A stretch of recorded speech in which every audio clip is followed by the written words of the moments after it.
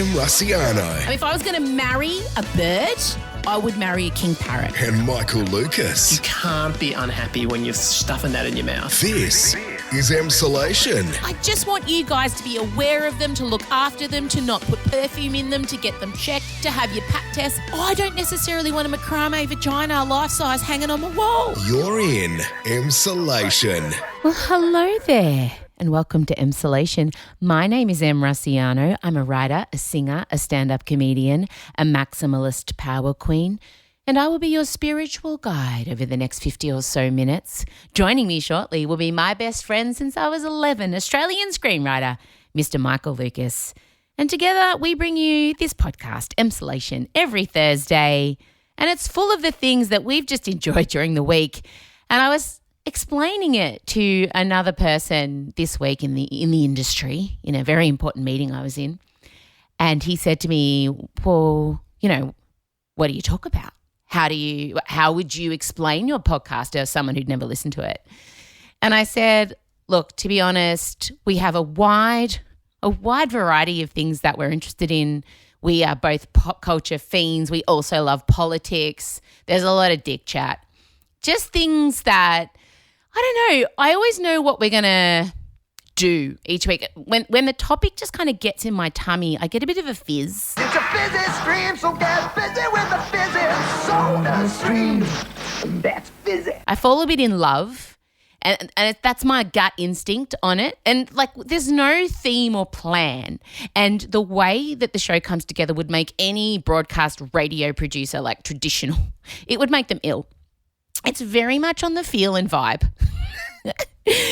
And so I explained that. I said, 1 week we'll break down a very important political, story, and we'll try and make it accessible and explain it. And then sometimes we just talk about did a certain person use a dick prosthetic in a certain Netflix show? And we'll heartily debate them both. And that's why I love this podcast. And if you're here, that means, we've found our people, because it's a certain person, isn't it? You are a certain person. Anyway, welcome here. I love you. We love you. We love having you here. This week is no different. Michael and I were in the same room, and this has only happened 3 times in the podcast history. So it's spicy. What you're about to hear is spicy. We recorded it at night. There had been wine involved. I didn't get to do my usual prep. And I like to be fully prepped and immersed and have a PhD on each topic we're talking about. You can tell we were flying easy breezy, but it was good fun. The reason we filmed it in the same room is because I'm off to Sydney for the Podcast Awards, as you all know. By the time you're listening to this, I'll probably know what's going on. I'm presenting an award, which is nice. And, I was feeling a bit anxious about going to Sydney. I'm just packing now, just getting ready as I talk to you, because obviously there's a new variant, which we talk about in the podcast this week. We also talk about Kim Kardashian's new relationship, which of course I'm on board for. I don't care if it's fake. I'm here for it.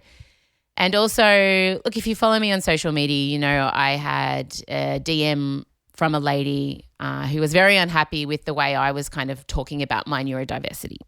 And it really got me good. Michael and I discussed that because I just wanted to kind of clear the air a bit and really talk about how I see my role publicly as someone with ADHD and possibly with autism. So, yeah, we cover all the things, and then the show ends. You must get to the end. Michael Lucas starts singing Barbra Streisand Broadway songs. It's the highlight.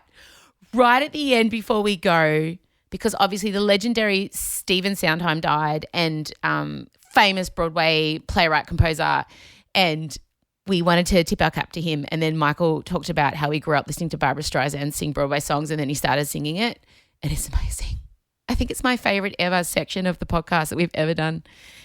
So anyway, welcome to this week. Have I even asked you how you are? Rude. How are you? We're getting very close to Christmas now. It's officially December.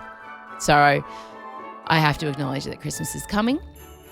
But the big exciting thing, obviously, is we're only a week and a bit off the Emsolation Live Christmas special. Last night I recorded the opener. I've written a song. It's to the tune of All I Want for Christmas Is You, obviously by Mariah. All I want for Christmas is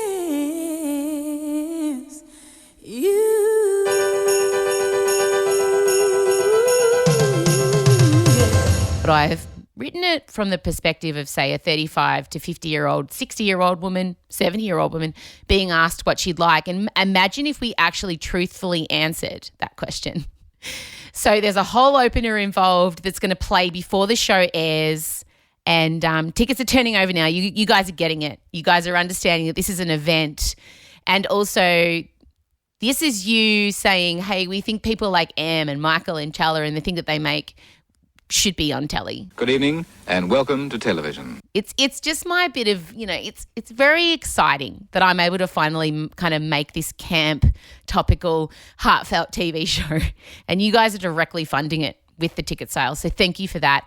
And if you haven't got your tickets, you haven't reserved your spot, you need to, because we're capping it at 5,000 and we're getting close. I'd love you to be there. It means a lot, and it's only $5. Truly, it's a cup of coffee. It's a sliding scale, 5 to 25. So whatever you can afford. But I think Michael and I are worth that to you. We are. In fact, pause the podcast now if you haven't already. Go and click on the link in our bio at the Emsolation Instagram page and just grab your spot. It'll take you 2 seconds, I promise. So that's very exciting. We're bumping the set in. We've just borrowed some giant leopards. I've got the carolers. It's really good. It's going to be really fun. So that's what's been going on. I'm going to go. I'm going to keep the intro really short, but I just wanted to let you know what was coming. Michael and I in the same room. It's a spicy ep. Please enjoy it. I'm really glad you're here. God, I feel really anxious because I got to go to the airport and pack and be away from everyone. And do you guys get that weird, on the day of a flight? It's like you've got to get everything set and done and organised. Luckily, Marcella is home, so it's okay. I have some help. All right, gang. Play the music.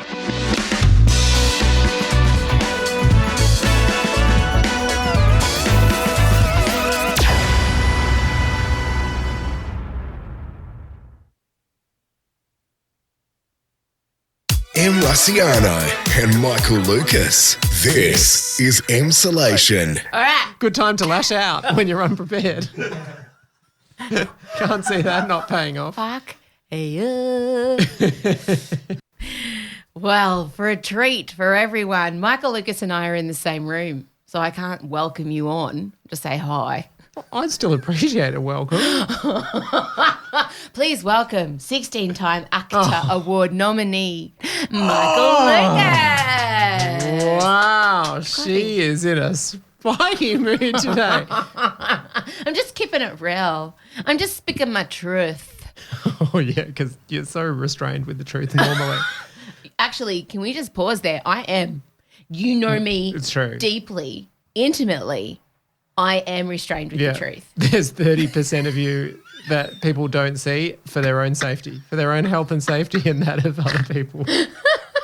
It's best. So we did put it to Instagram. I have to say, our most commented on picture of all time. It's in the thousands. I think there's more comments than we have followers on the page. We put up 3 photos of Michael in his suit options. Talk us through the suit options. Yeah, there's your traditional black suit. You have no style or sense of fashion. Of course. Yeah, well, I mean, that had to be one that I looked at. It's a black tie event. Yeah. And then in addition to that, there was a red velvet jacket. Mm-hmm. Is this how we dress for the office? You look like a blood clot. It was amazing. We love that one. And I did notice you were swinging the bias by wearing a mask in it and not having your hair done. It was a bad photo of that jacket too. My favourite jacket. Em's favourite jacket. And then there was a blue jacket paired with a black satin shirt and tie underneath. And weirdly, when that was presented to me, I was like, you got to be kidding me. I couldn't wear this colour, and why would anyone put black under blue, and this isn't going to work? But then when I put it on, I really, really loved it. It fitted me really well. It's fabulous. Good, thank you. And also, let's just say, I don't want to, there's going to be a surprise reveal. Oh, my God. When we get in the same room together, it gets really fucking spicy. No, but I just meant to everyone that voted on it. What do you mean? So, well, there were 2 camps. I mean, the black suit didn't do too well. I think we can.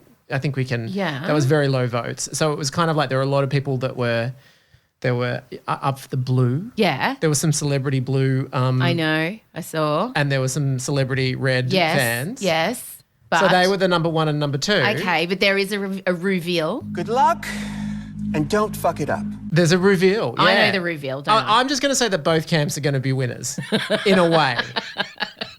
Good Ru-veal. And it's not that I'm changing my suit in the middle of the thing. That would be a magic. It would be good. Because you are presenting an award. So that would be the most diva move if you came out on stage in a different suit to what you arrived in. Oh, my God, let's do that. I feel like I should say that I am indeed presenting an award. I'm fairly sure it won't be televised. It will be televised. No, I'm making phone calls. It's going to. I mean it. I'm going to get the footage. We're going to get it. But imagine if you came out like Harry Styles vibes in a dress. You could take one of mine. We could do a Harry Styles moment. That would make the telly. Then you definitely make the telly. Your mum would be so proud. Oh, God, honey, no. What kind of mother do you think I am? Let's do that. Agreed? I think your interpretation of my mother's reactions, I'd probably dispute them. All right, let's get into it. There's a new COVID variant. I don't know why I'm laughing. There's a new COVID-19 variant that has entered the chat. Delta's gone. Delta's done. She's retired. Delta Goodrum would be so relieved that there's a new player in the game. Like, she would be so relieved. Oh, yeah, and especially because now we'll look back fondly on Delta and go, remember that.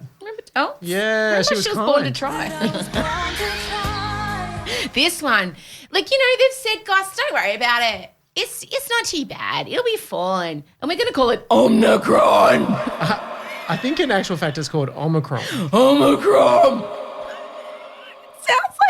It sounds like a transformer. Transformers, more than meets the eye. It does sound exactly like a transformer. Honestly, if you're going to name a terrifying disease something, but you also have the caveat of it's mild, would you call it Omicron?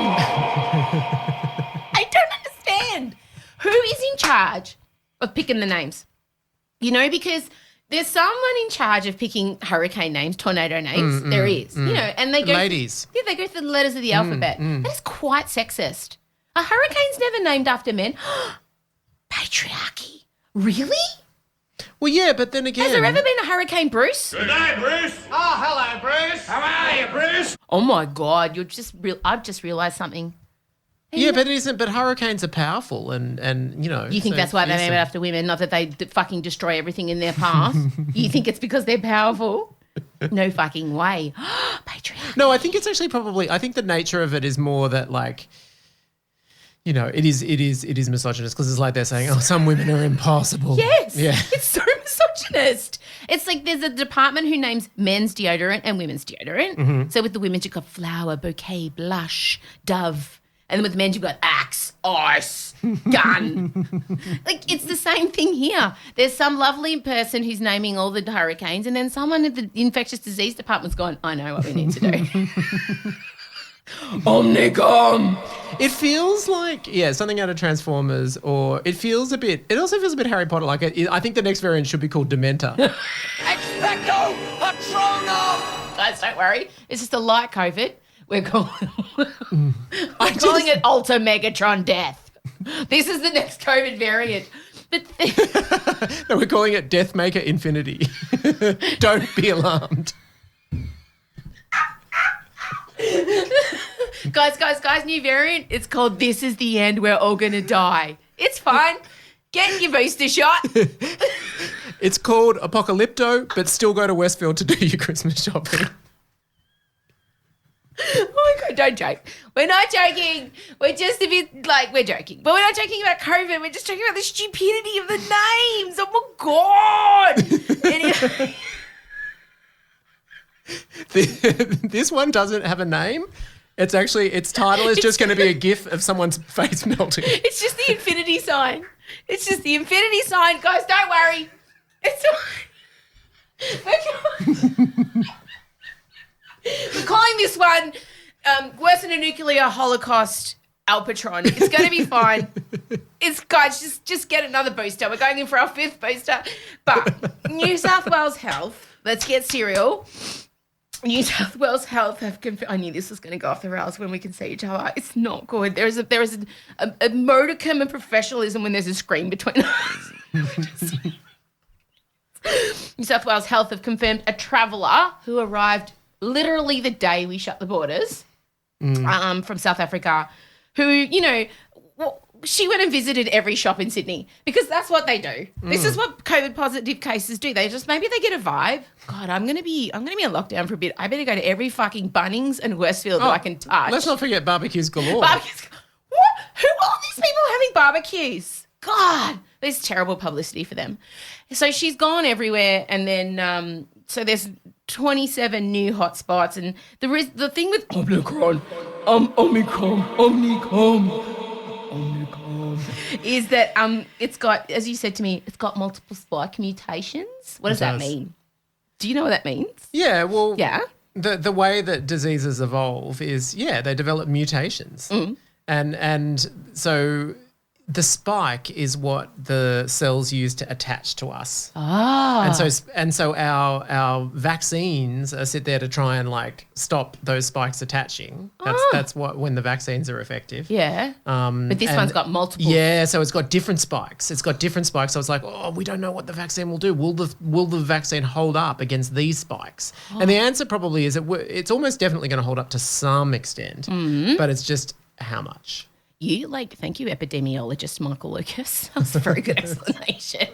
But they're calling it a variant of concern. So that's it. But my point is, I'm supposed to go to Sydney this week. I don't know if I want to go. Antibacterial wipes, perhaps? Should I go? Would you go if you were me? It's Podcast Awards, guys. I would, but you and I often have different, I'm the magical seahorse of hope. Yeah, it's true, and I'm the unicorn of death. Yeah. It's true. Well, I did predict you and Adrian that this Omicron was coming.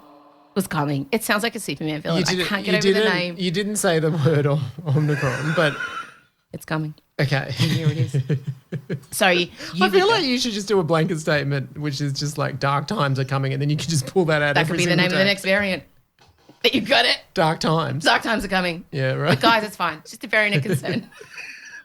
Yeah, I feel like I could pretty much predict that the end of the world is coming because we don't put a time limit on my predictions. So eventually they have to come true, don't they? I mean, Donald Trump will be the president again eventually. It'll happen. It's definitely going to happen. Right. Well, I mean, he's going to have a finite life, one would think.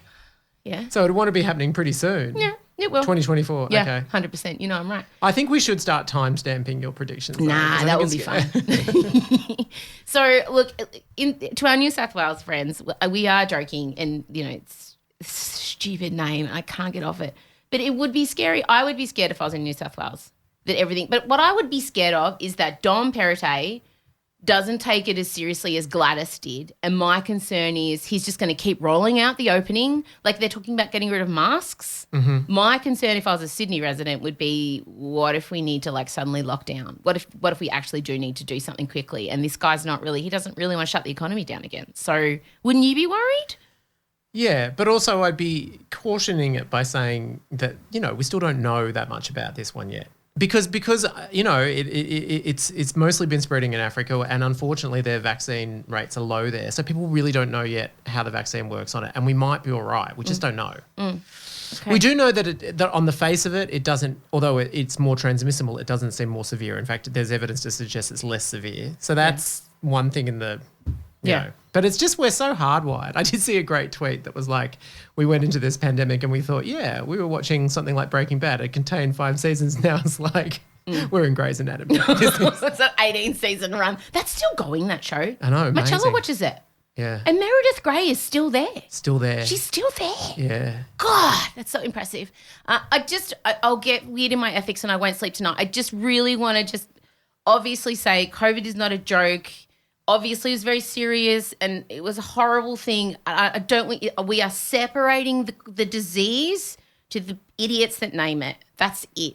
But I just want everyone to know I do take it very seriously, just not that fucking name. Something else I take very seriously, in fact, is Kim Kardashian dating Pete Davidson. I'm on board for this. What are your feelings on this relationship?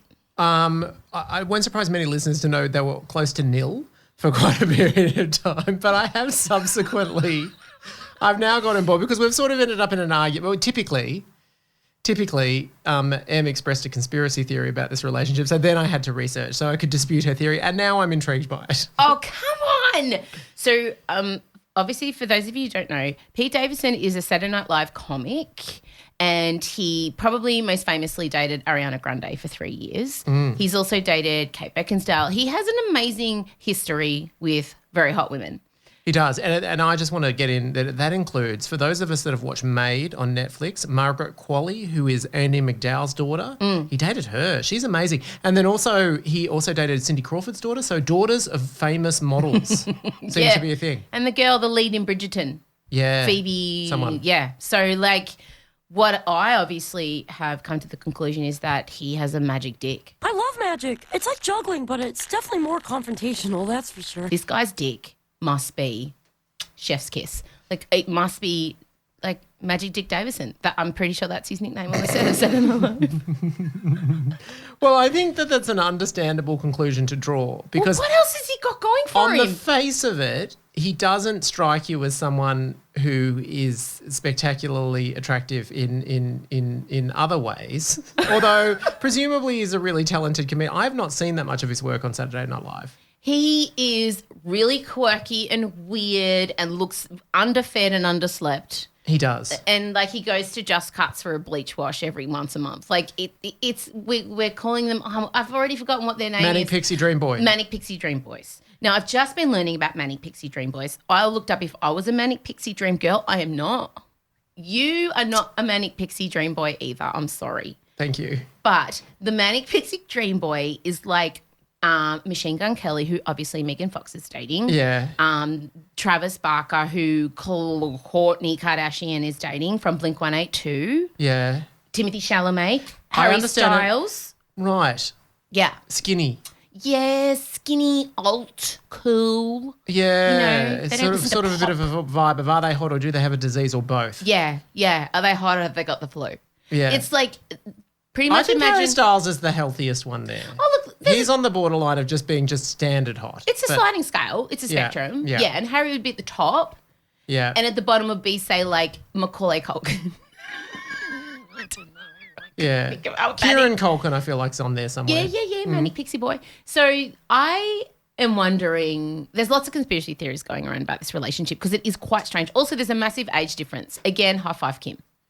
Yes, although he has dated previously, like Kate Beckinsale. He's fond of the age difference. Oh, he loves an older lady, as does Harry Styles. Maybe my next life and next husband needs to be a Manic Pixie Dream Boy because I'm old. Like, this is the thing. All I'm saying is they like older women. Is this the thing? But so Kim has started dating him and it's kind of come out and they've been seen holding hands and going on dates and it's a strange thing and the entire internet is confused / obsessed with it. They can't understand it, especially Kanye. Kanye is refusing to accept it.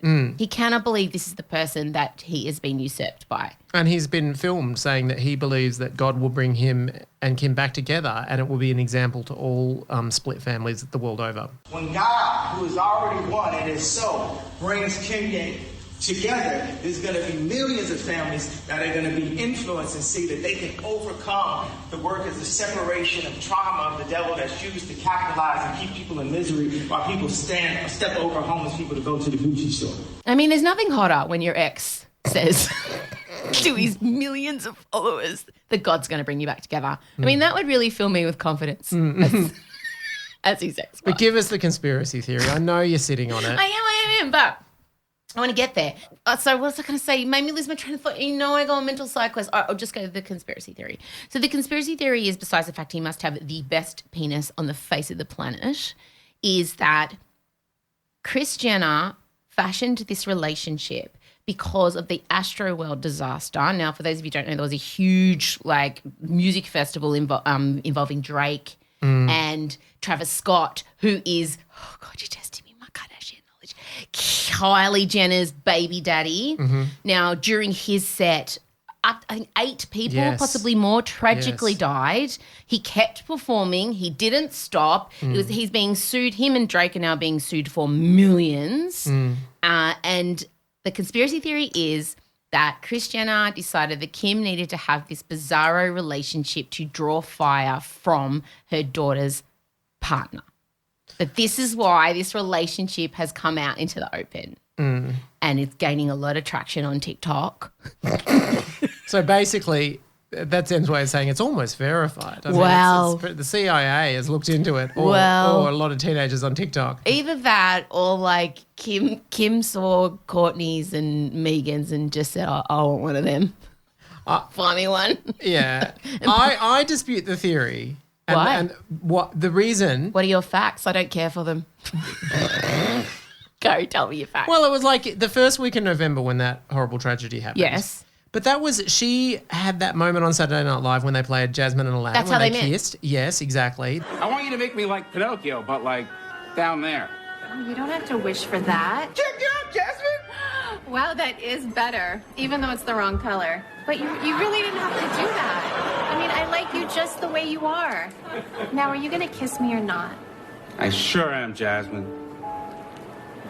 That was like a whole month beforehand when that happened. And then the mum saw that they had chemistry. And then they were like, remember, they went to the roller coaster at Knott's Scary Farm, and that was late October. And they were holding hands. That was all before this thing. Yeah, but then the gears changed, and all of a sudden the public sightings were happening daily after the Astroworld.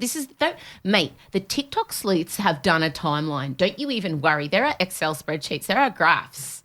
They show that the public appearances upped after the Astroworld tragedy. Go. You're not even on TikTok, you old man. You don't even know. I'm not. But then, look, it is true. November 19th, which was quite a while afterwards, that was when they went Insta official. And that is when they announced the massive lawsuit. Look, so what are you saying that those previous holding hand things were just, what were they? I'm not disputing their dating. I am saying that. So Chris was like, I reckon Kim would have kept this on the DL. I reckon Kim would have had this as, we've all had a good penis that perhaps nothing else was going for them, but geez, they were great. And, you just don't tell your friends, you don't admit to it. You just get your deep dick from Davidson and then you just head on your merry way. It does feel like he's providing a service. I think so. Many. And yeah. But particularly to the woman coming out of the difficult relationship. Oh, yeah. Sure. And I just think good for her. I mean, I feel like as well, the reason why this conspiracy theory lands with you is partially because you kind of understand and respect Kris Jenner's motivations and could see yourself going. Kris Jenner's the hardest working, besides Satan, the hardest working person on the planet, in the universe. I just think she never stops. And no one trusts that anything that happens to the Kardashians is not of her device. So I love that. Can you imagine if they ever name a COVID variant after Kris Jenner? You'll be so terrified. We're done. I'm going to the bunker in New Zealand. If the Kris Jenner variant comes, forget it. Or the Madonna variant. Oh. We've talked about that before. They can't name it after any of the divas. No. Poor Delta.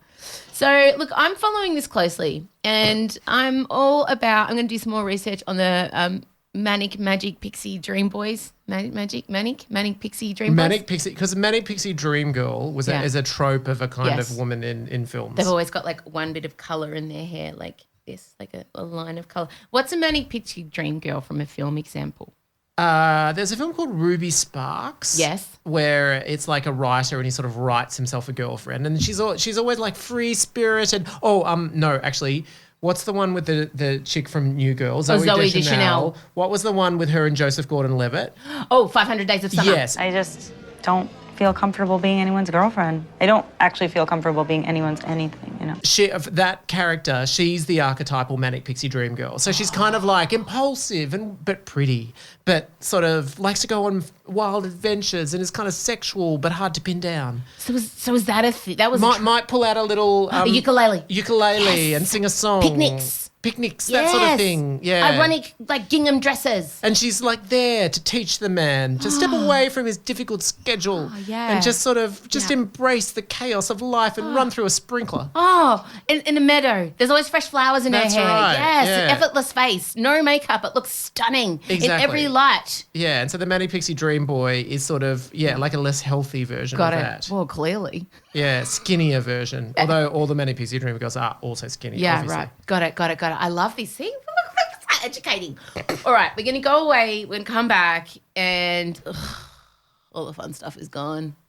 We're going to talk about, I don't even know how to title this. How would you title what we're going to talk about? I got a pretty shitty DM from someone who felt I had started a trend. That's coming up. M. Rusciano and Michael Lucas. This is Emsolation. Okay, Michael Lucas. I received a DM from a woman, and I think when I text you, I said, I have to go to bed. Yeah. It was pretty bad. Well, the last sign off, I believe that's where you were. No, I was, in fact, in bed. Okay, basically, she is a teacher at a special education school, so she works with people with ADHD and autism spectrum disorder. And she also has a severely autistic nonverbal son and also another child who has ADHD. And she said, I hate it when celebs come out in adulthood announcing that they have ADHD or autism like it's a new trend. It's not. It's hard work. Every teacher my son has ever had since kindy has pulled me aside and told me he has ADHD. If you never had that mentioned by your teachers, then lucky you. She then went on to kind of, I have always advocated for children to advocate for themselves in school if they can, and for adults to advocate for themselves if they can, because of course it is a spectrum and some people are nonverbal or can't have direct conversations. But if you can, it's great if you can say in a classroom or a meeting, hey, can you slow down? Can you just advocate for yourself? She said, please don't tell children to advocate for themselves. There is no normal. And sit down and stop encouraging your mum followers to get diagnosed or get your kids diagnosed like it's the answer. If you have a good teacher, you would know you or your child have it already. Just stop. You are not educated on this. There were other parts, but I'm not going to go there. So I don't remember ever receiving a more upsetting message, and I get death threats quite regularly. So I was like, okay, this one just really struck at me for so many reasons, but I don't understand, like when I sent it to you, what was your initial reaction after reading it? I mean, first of all, I want to preface with she's obviously in a lot of pain. Like that was a projection onto me. I know that.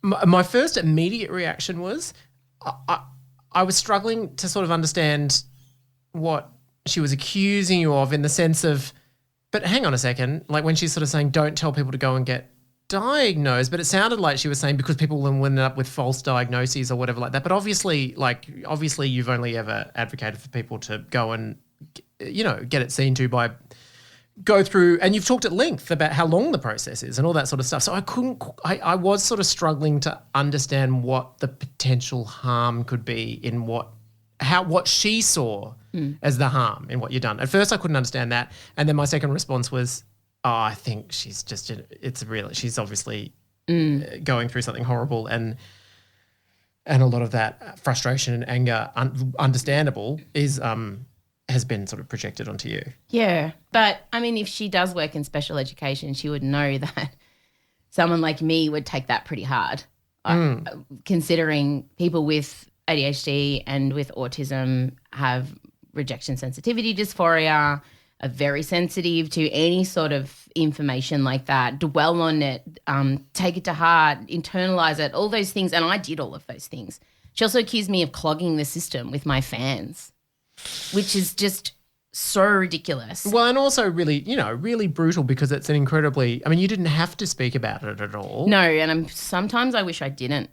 If I'm brutally honest, I understand now, stepping into the world of ADHD and autism, how complex and fraught, even within the community, obviously it's a spectrum and people function at different levels, and there seems to be some kind of competition or who's suffering the most, or you don't get to talk about it because you can do this and I can't do this, or my son can't do that. And I think the problem is the compulsion to compare, compare it all, because you can't. It's like comparing fingerprints.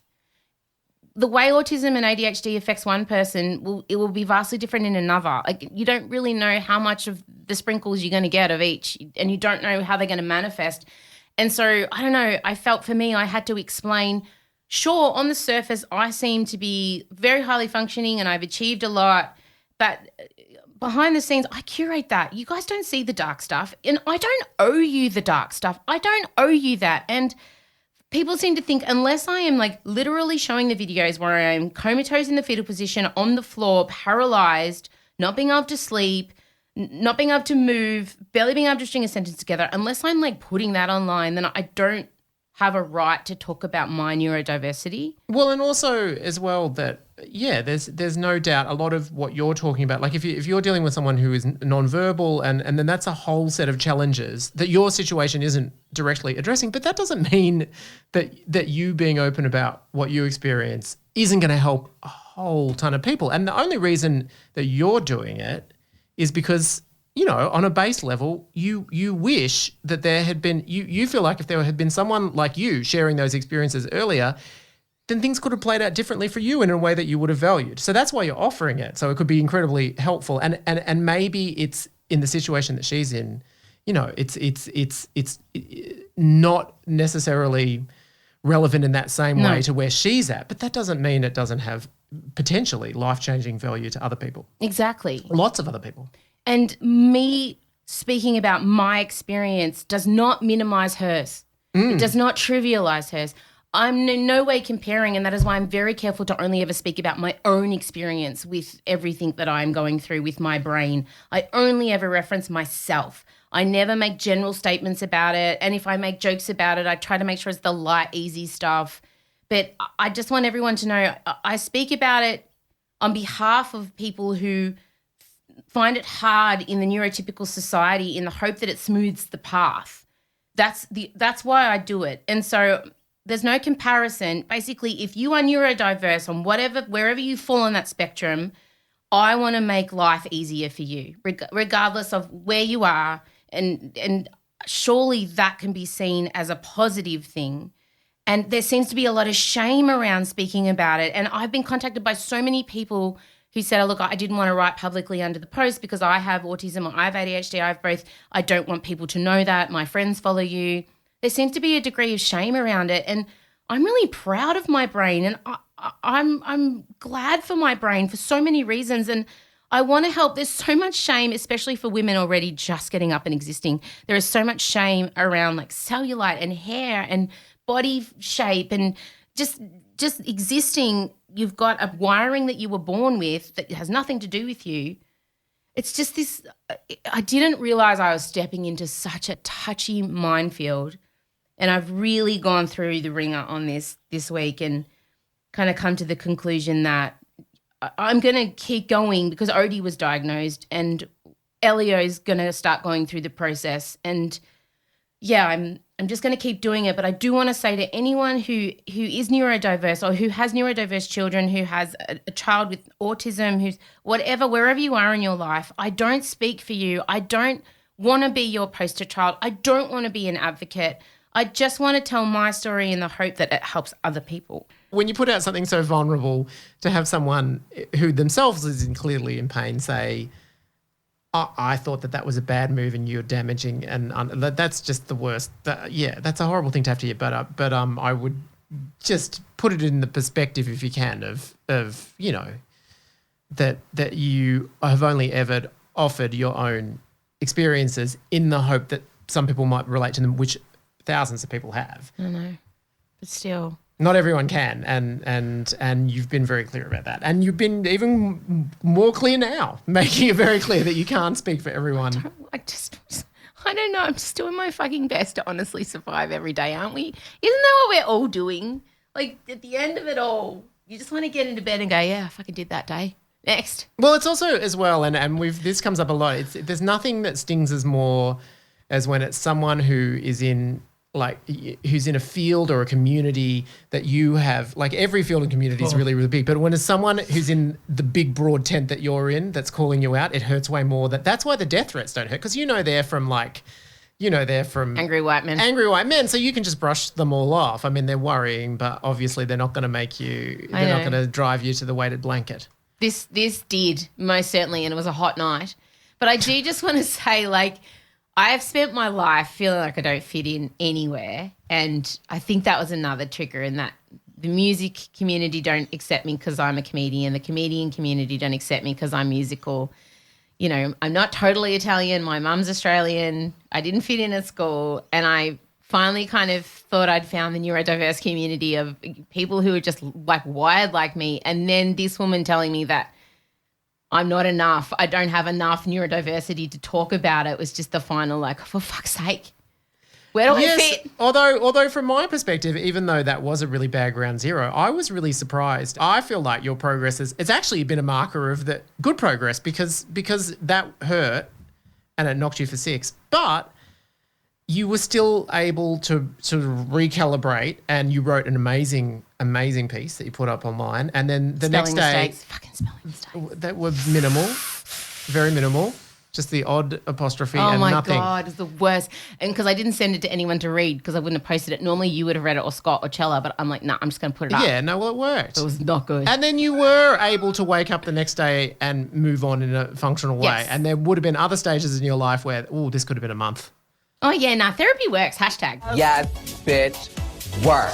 Yeah. I've said that to you so many times, hashtag therapy works. 1,000,000%, 100,000,000%. Anyway, so... yeah, I'm fine. Omicron. I'm fine, guys. Omicron.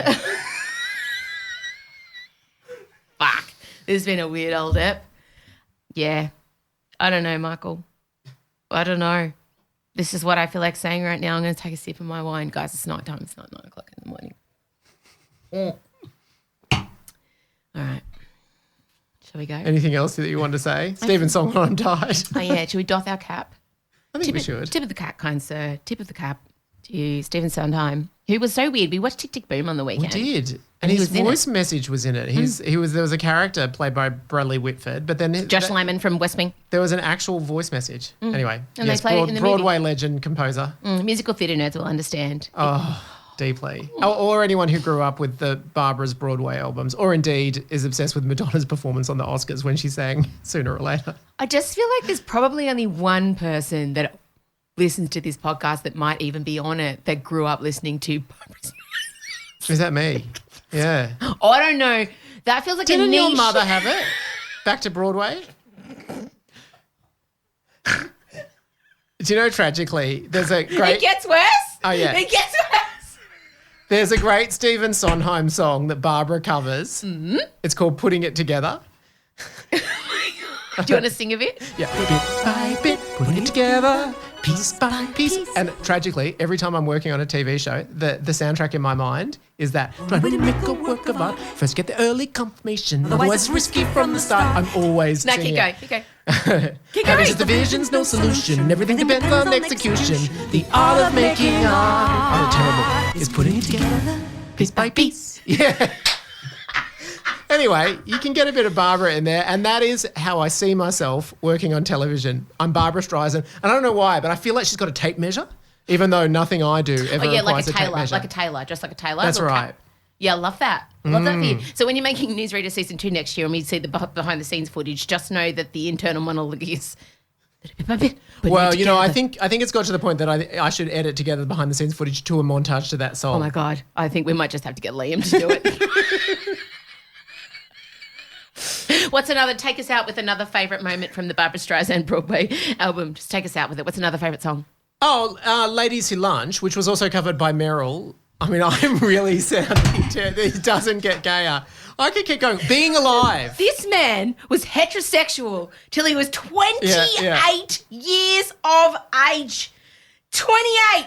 Do you know Being Alive though, don't you? No, sing it. Someone to sit in your chair, someone to love you too much, someone to make you good. No, I'm going to do the Megan Thee Stallion back. Being Alive. You know that song. Sing it. Being Alive. Keep singing now. I don't know. I'm going to run out of all the lyrics. You're taking us out. All right, great. That was actually the highlight of the podcast. Thank you so much. I didn't think we'd top Omnicom, but we just did. Thank you for being so gay.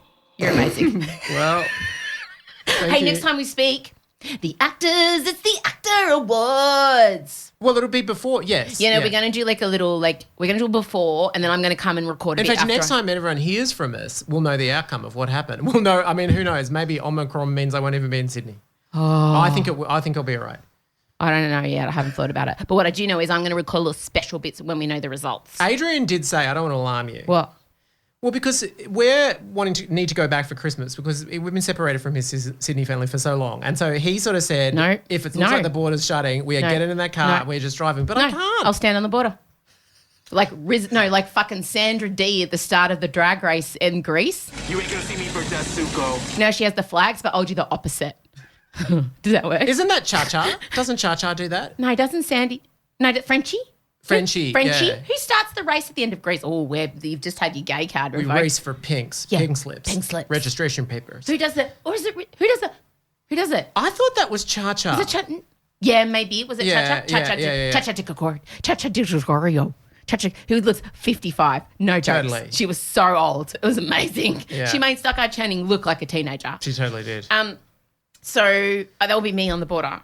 But I'll stopping me from getting in. Instead of the flags dropping, I'm just like no deal. You can't. Because of the Christmas Spectacular? No. Oh, well, that, yes, obviously. Oh, my God. You can't miss the Emsolation Christmas Live.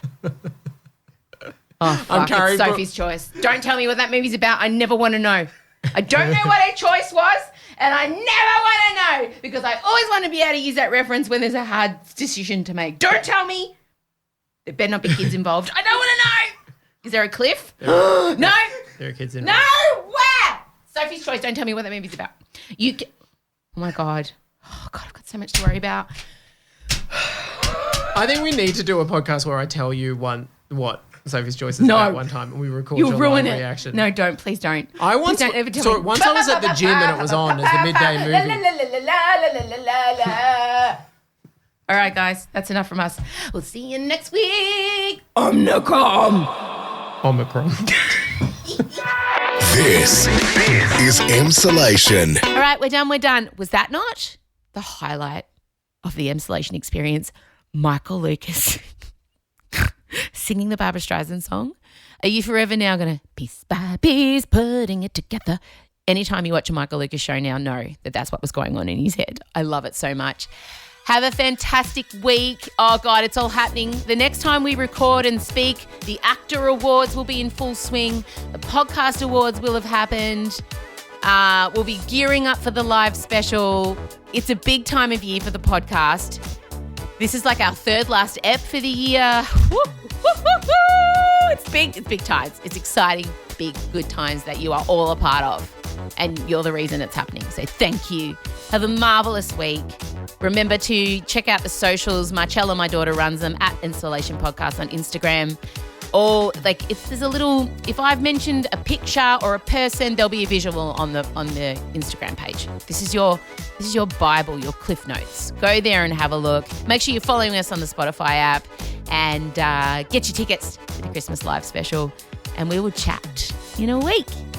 Bye, gang. Emsolation with Em Rusciano is a Spotify exclusive podcast hosted by Em Rusciano with Michael Lucas. Executive produced by Benjamin Wasley. Produced by Em Rusciano. Edited by Ezekiel Fan at Entente Music. With videos by Liam O'Brien. Socials by Marcella Rusciano Barrow. With assistance from Jem Evans and Georgia Watts. Plus occasional technical wizardry, wine and coffee from Em's dad Vincy. Get more Emsolation by following the Emsolation podcast on Instagram, where you can also sign up for our weekly newsletter. You can join other Emsolators at the Emsolation group on Facebook. The answer is Harry Styles. If you love what we do, share this podcast with a friend and make sure you're following us on the Spotify app. Thanks for taking time out to listen to this week's episode, and we look forward to chatting with you again soon.